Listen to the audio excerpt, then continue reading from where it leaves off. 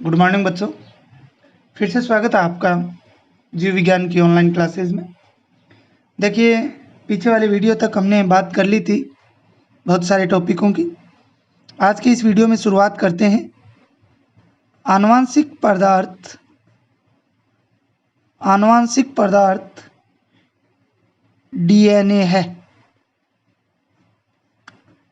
अर्थात DNA is genetic material.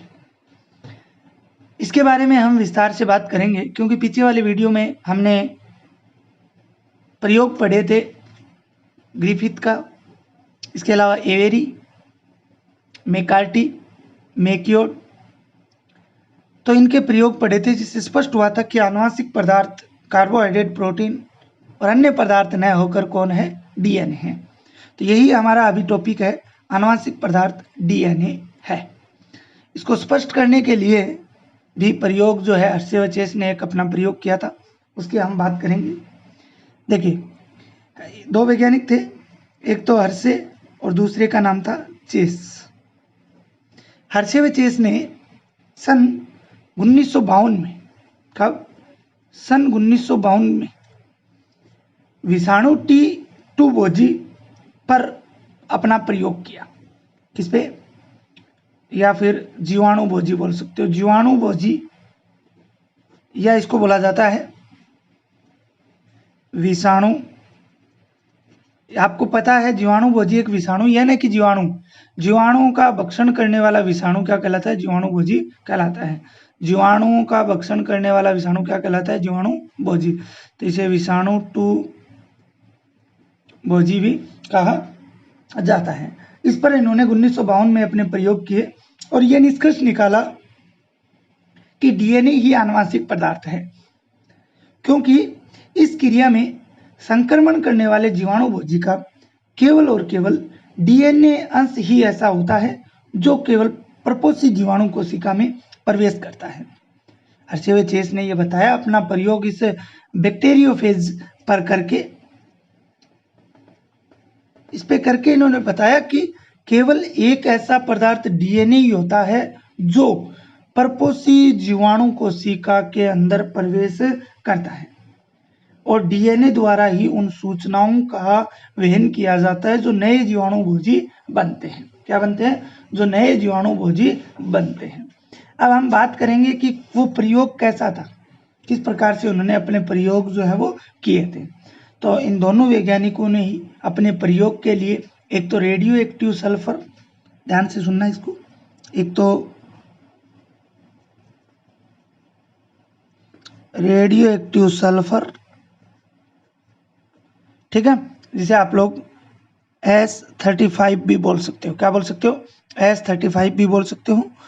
तथा दूसरा अगर बात करें तो रेडियो एक्टिव फास्फोरस, दूसरा कौन सा है? Radio active phosphorus, radio active phosphorus, अर्थात इसको P32 भी बोल सकते हो, क्योंकि सल्फर का प्रतीक चिन्ह S और फास्फोरस का P, ये S35 से 35 बोला जाता है इसको, और इसको बोला जाता है P32। इन्होंने इन रेडियो एक्टिव सल्फर और रेडियो एक्टिव फास्फोरस युक्त माध्यम पर जीवाणु भोजी डीएनए को रेडियो एक्टिव बना दिया। क्या बनाया इन्होंने? इन दोनों माध्यम युक्त पर इन्होंने बैक्टीरिया फेज को, इसको बैक्टीरिया फेज या जीवाणु भोजी को क्या बनाया था? रेडियो एक्टिव बनाया था। क्या बनाया था? रेडियो एक्टिव जो है वो बनाया था, ठीक है, क्योंकि जीवाणु भोजी कणों के प्रोटीन में क्या नहीं होता? फास्फोरस नहीं होता है। यहाँ पे ध्यान देना आपको कि जीवाणु भोजी जो डीएनए होगा, जीवाणु भोजी की अभी हम संरचना की बात करेंगे, आपने पीछे वाले कक्षा में भी इसको पढ़ा होगा। इस प्रकार से इसका सिर वाला भाग जो है वो षटकोणीय होता है, ये इसकी जो है बीच वाला भाग होता है, इसमें जो है वो डीएनए रहता है, यहाँ पे प्लेट होती है। इस प्रकार से ये 6 प्लेटें और पाई जाती हैं इसमें, ठीक है। ये एक जीवाणु भोजी की संरचना होती है, इसमें ये क्या रहता है? इसका डीएनए जो है वो रहता है, ठीक है। तो मैं आपको बता रहा था कि जीवाणु भोजी कणों के प्रोटीन में फास्फोरस नहीं होता है, लेकिन डीएनए में फास्फोरस होता है। भी जीवाणु भोजी कणों के जो प्रोटीन है उनमें डीएनए, उनमें प्रोटीन में फास्फोरस नहीं होता, लेकिन डीएनए में फास्फोरस होता है। किसमें होता है? डीएनए में फास्फोरस होता है। इस जीवाणु भोजी के इस डीएनए में तो क्या होता है?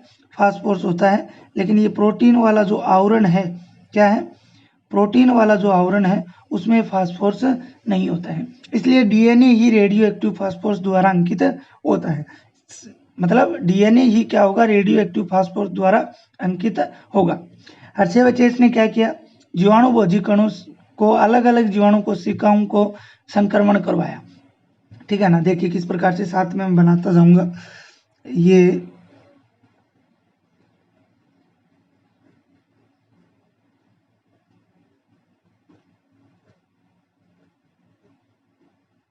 ये बना लिया हमने।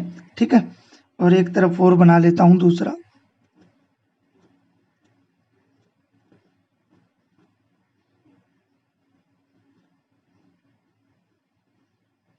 ठीक है, ये दो बना लिए।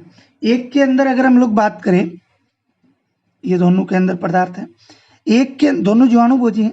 एक के अंदर बात करें तो विकिरण सहक्रिय जो है वो, इसके अंदर अगर हम लोग बात करते हैं तो वो विकिरण सहक्रिय या रेडियो एक्टिव S35 है।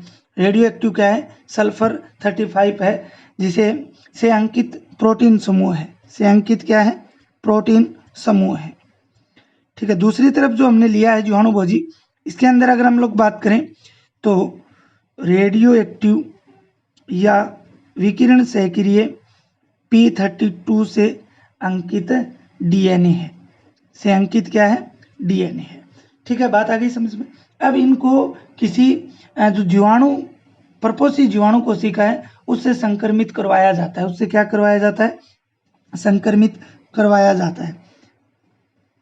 ये जीवाणु, परपोषी जीवाणु कोशिकाएं हो गई, दोनों तरफ परपोषी जीवाणु कोशिका की हमने बात कर ली। ठीक है, इसके जैसे ही ये संपर्क में आएगा, ठीक है, इसके क्या आता है? ये जैसे ही संपर्क में आता है तो इसे क्या बोलते हैं? संक्रमण बोला जाता है।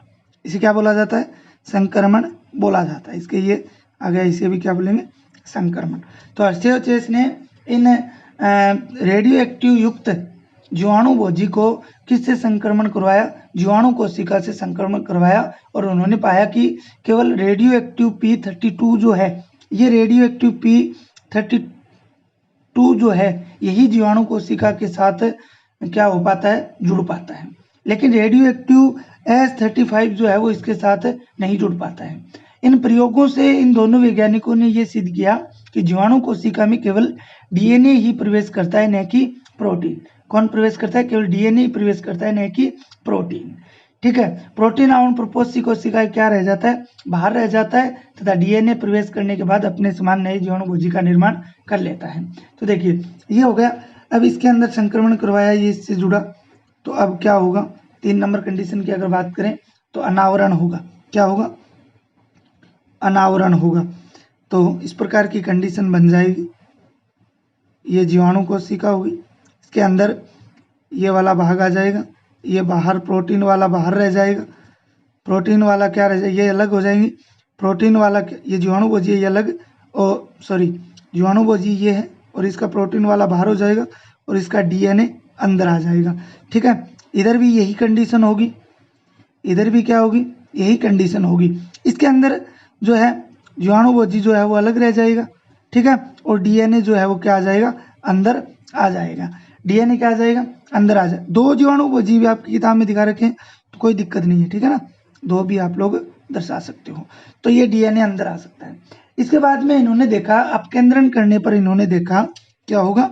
अपकेंद्रण, अपकेंद्रण अगर किया जाता है तो इन्होंने इस कंडीशन के अंदर, जिसमें इन्होंने S35 से अंकित किया था, रेडियो एक्टिव कौन सा था? S35, उसकी अगर बात करें तो इसमें कोशिका में विकिरण जो S35 है उसका पता नहीं लगा। उसका क्या नहीं लगा?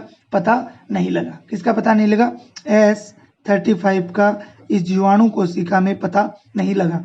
लेकिन दूसरी तरफ अगर देखा गया तो इस जीवाणु कोशिका के अंदर जो 32 था उसका पता लगाया गया। उसका क्या लगाया गया? पता लगाया गया। तो प्यारे बच्चों, इससे सीधा सा सिद्ध हुआ कि जीवाणु भोजी के अंदर जो डीएनए है, डीएनए वाला पदार्थ है, वो ही इस परपोषी जीवाणु के अंदर प्रवेश करेगा। किसके अंदर? परपोषी जीवाणु के अंदर प्रवेश करेगा, न कि ये प्रोटीन से अंकित किया था ये भाग। तो इससे सिद्ध हुआ कि जो आनुवंशिक पदार्थ है वो केवल क्या है? डीएनए है, प्रोटीन नहीं है, क्योंकि प्रोटीन जीवाणु कोशिका से क्या रह जाती है? बाहर रह जाती है, जबकि डीएनए जो है वही अंदर पहुंचता है। इसकी पुष्टि sp32 से हुई, जो इस परपोषी जीवाणु कोशिका के अंदर प्रवेश कर चुका था। इसके बाद में इससे नए जो है जीवाणु भोजियों का निर्माण हुआ, जिसमें इसके सभी गुण, इस पहले वाले के सभी गुण नए बनने वाले जीवाणु भोजी के अंदर उपस्थित थे। तो प्यारे बच्चों, ये था हर्शे एवं चेस का प्रयोग किसके लिए? आनुवंशिक पदार्थ डीएनए है या नहीं है, इसको सिद्ध करने के लिए हर्शे और चेस ने 1952 के अंदर जीवाणु भोजी पर अपने प्रयोग करके ये सिद्ध किया था कि आनुवंशिक पदार्थ प्रोटीन न होकर कौन है? डीएनए है। इसके बाद में नए टॉपिक की बात करते हैं। यह आपका कंप्लीट हो गया। नए टॉपिक की बात करते हैं, आनुवंशिक पदार्थ के गुण। किसकी बात करते हैं? आनुवंशिक पदार्थ के गुण। आनुवंशिक पदार्थ के गुण, कैरेक्टर्स ऑफ जेनेटिक्स मटेरियल। देखिए, आनुवंशिक पदार्थ की अगर बात करें तो बहुत सारे गुण हैं, आप लोग आराम से सुनते जाइए, बाकी आप लोगों को नोट्स में मिलेगा, साथ में मैं आपको बताता जाऊंगा। देखिए, डीएनए आनुवंशिक पदार्थ के रूप में कार्य करता है, यह हमने अच्छी तरह से सिद्ध कर लिया। परंतु कुछ विषाणुओं के अंदर, किसके अंदर?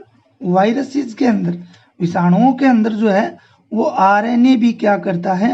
आनुवंशिक पदार्थ का कार्य करता है। जैसे टीएमवी है, टोमेको मोजेक वायरस या तमाकू मोजेक वायरस बोल सकते हो। इसके अलावा क्यूबिटा बैक्टीरियोफेज है, उसके अंदर भी यही करता है। ठीक है। इसके अलावा अगर बात करें तो एक अणु जो आनुवंशिक पदार्थ के रूप में कार्य करता है, एक अणु जो क्या करता है? आनुवंशिक पदार्थ के रूप में कार्य करता है, वह उसके लिए कुछ महत्वपूर्ण बातें जरूरी है। उसके लिए क्या है? कुछ महत्वपूर्ण बातें जरूरी हैं। वो बातें जैसे कौन सी हो सकती हैं? अगर हम लोग बात करें तो अपनी प्रतिकृति बनाने में सक्षम हो। जैसे मान लीजिए डीएनए, हम आगे वाले वीडियो के अंदर शुरुआत करेंगे डीएनए की प्रतिकृति। ठीक है, मतलब डीएनए अपने जैसे और नए डीएनए बना लेता है, या उसका जो विघटित होकर नए डीएनए का निर्माण किस प्रकार से करता है, प्रतिकृति की अगर हम लोग बात करें तो वो बनाने की क्षमता होनी चाहिए। इसके अलावा इसे संरचना व रासायनिक संगठन के आधार पर स्थिर होना चाहिए। इसके अलावा इसमें धीमे परिवर्तन या उत्परिवर्तन होते रहने चाहिए, जो विकास के लिए क्या है? जरूरी है। किसके लिए जरूरी है? इवोल्यूशन के लिए क्या है? जरूरी है। इसके अलावा आनुवंशिक पदार्थ स्थायी होता है, क्योंकि जीवन चक्र की विभिन्न अवस्थाओं में आने वाले परिवर्तनों का इस पर क्या नहीं पड़ता? कोई प्रभाव नहीं पड़ता है।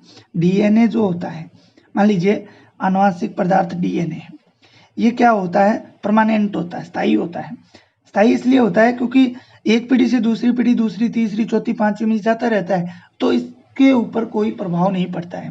इसलिए ये क्या होता है? जीवन चक्र की विभिन्न अवस्थाओं के अंदर ये स्थायी रहता है, इस पर किसी भी परिवर्तन का कोई प्रभाव नहीं पड़ता है। डीएनए के दोनों रज्जु को एक दूसरे के पूरक होते हैं, जो गर्म करने पर एक दूसरे से अलग हो जाते हैं। भी एक दूसरे के पूरक होते हैं, ठीक है, एक जैसे होते हैं, एक दूसरे के पूरक होते हैं। इनको अलग भी किया जा सकता है गर्म करके, और उचित परिस्थितियों में इनको क्या किया जाता है? वापस जोड़ा भी जा सकता है। डीएनए में यूरेसिल के स्थान पर थाइमिन होता है, ये बात तो हमने शुरुआत में भी बात की थी। डीएनए में जो यूरेसिल है उसके स्थान पर कौन होता है? थाइमिन होता है। उसके स्थान पे क्या होता है? यूरेसिल किस में होता है? आरएनए में होता है। और थाइमिन होने के कारण ही इसमें क्या है? अधिक स्थायित्व पाया जाता है। दोनों प्रकार के न्यूक्लिक अम्ल होते हैं, जो डीएनए आरएनए है। डीएनए और आरएनए दोनों प्रकार के न्यूक्लिक अम्ल जो है ये उत्परिवर्तित हो सकते हैं। क्या हो सकते हैं? उत्परिवर्तित हो सकते हैं, यानी इनमें बदलाव जो है वो होता रहता है। इसके अलावा अगर हम लोग बात करें तो आरएनए अस्थायी व तीव्र गति से उत्परिवर्तित हो सकते हैं। इनमें से आरएनए क्या हो सकते हैं? तीव्र गति से उत्परिवर्तित हो सकते हैं। इसके अलावा बात करें तो आरएनए प्रोटीन संश्लेषण के सीधे कूटलेखन करते हैं, जिसके कारण वो आसानी से अपने लक्षण जो है वो प्रकट कर सकते हैं, जबकि डीएनए प्रोटीन संश्लेषण के लिए आरएनए पर निर्भर रहता है। डीएनए प्रोटीन संश्लेषण के लिए किस पे निर्भर रहता है? आरएनए पे निर्भर रहता है। ये बात इंपॉर्टेंट है, इसको ध्यान में रखना। लास्ट अगर आनुवांशिक पदार्थ के गुणों की बात करें तो डीएनए आरएनए दोनों आनुवांशिक पदार्थ के रूप में कार्य करते हैं।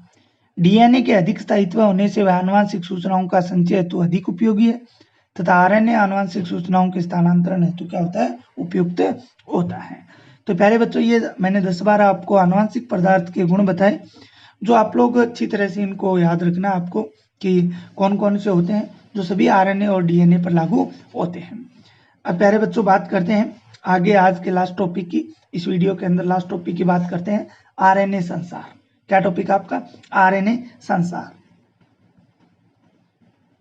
आरएनए संसार अर्थात इंग्लिश में आरएनए वर्ल्ड।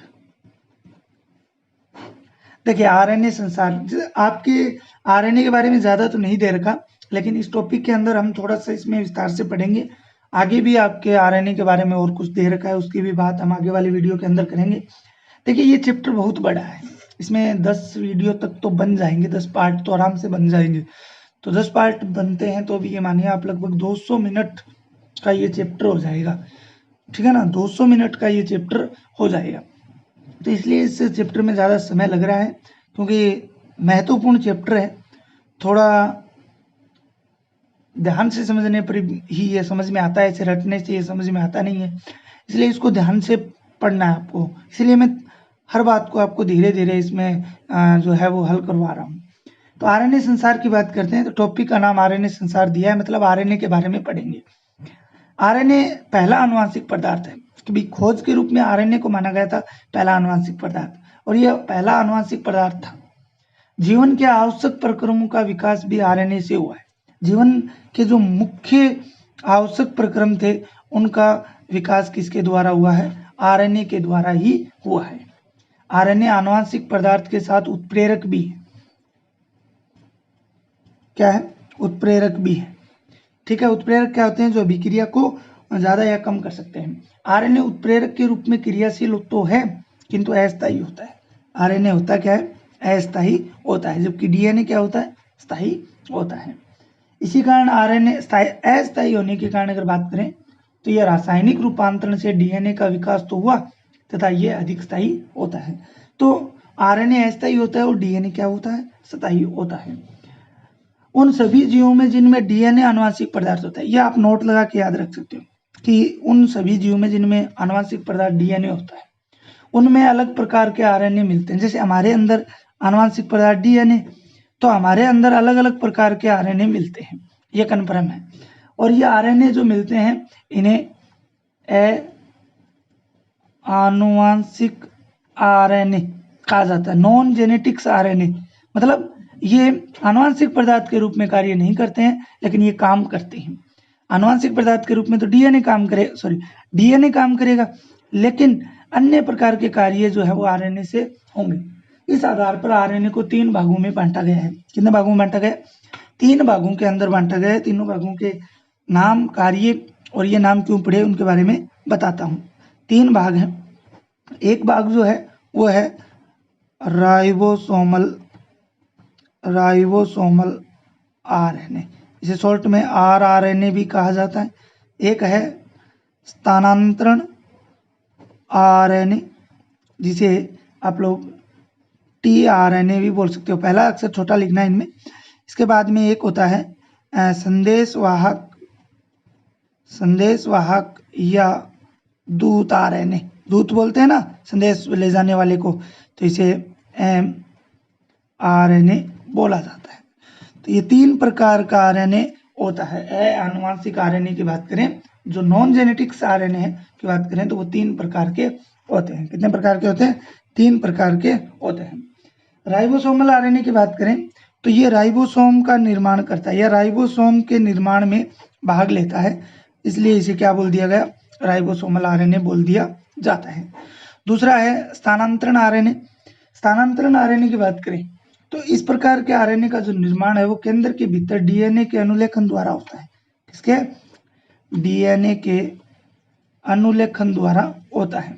देखिए जब डीएनए से एमआरएनए बनता है उस क्रिया को हमने अनुलेखन बोला था। और इसी के दौरान न्यूक्लियस के अंदर क्या बनता है, टीआरएनए बनता है। क्या बनता है, टीआरएनए जो है वो बनता है। और ये क्या करता है, राइबोसोम के लिए, या फिर सीधा बोल सकते हो ये एमिनो एसिड जो होते हैं, कौन होते हैं, एमिनो एसिड जो होते हैं उनका ट्रांसफर करता है। स्थानांतरण का मतलब क्या होता है, ट्रांसफर, उनको स्थानांतरण करता है, इसलिए इसे क्या बोला जाता है, स्थानांतरण आरएनए जो है वो बोला जाता है। इसके बाद में अगर बात करें तीसरा आरएनए, संदेशवाहक आरएनए या दूत आरएनए या मैसेंजर आरएनए, इसकी अगर बात करते हैं तो इस प्रकार का आरएनए का निर्माण जो है वो केंद्र के अंदर ही होता है, जो संरचनात्मक व क्रियात्मक जीन के डीएनए अनुलेखन से होता है। इसके अलावा इसके कार्य की बात करें तो यह प्रोटीन अनुवादन की सूचनाओं को डीएनए से कोशिका द्रव्य में ले जाता है और प्रोटीन संश्लेषण की क्रियाओं को नियंत्रण भी करता है। ठीक है, तो इसलिए इसको संदेशवाहक आरएनए जो है वो बोला जाता है। तो प्यारे बच्चों, आप ये आज के इस वीडियो के अंदर 3 मुख्य टॉपिक जो है हमने विस्तार से कर लिए। आगे वाले वीडियो के अंदर हम शुरुआत करेंगे डीएनए की प्रतिकृति। इसकी शुरुआत करेंगे डीएनए रेप्लिकेशन। ठीक है, डीएनए रेप्लिकेशन की जो है वो शुरुआत करेंगे, या डीएनए प्रतिकृति आप लोग बोल सकते हो। आज के लिए इतना ही।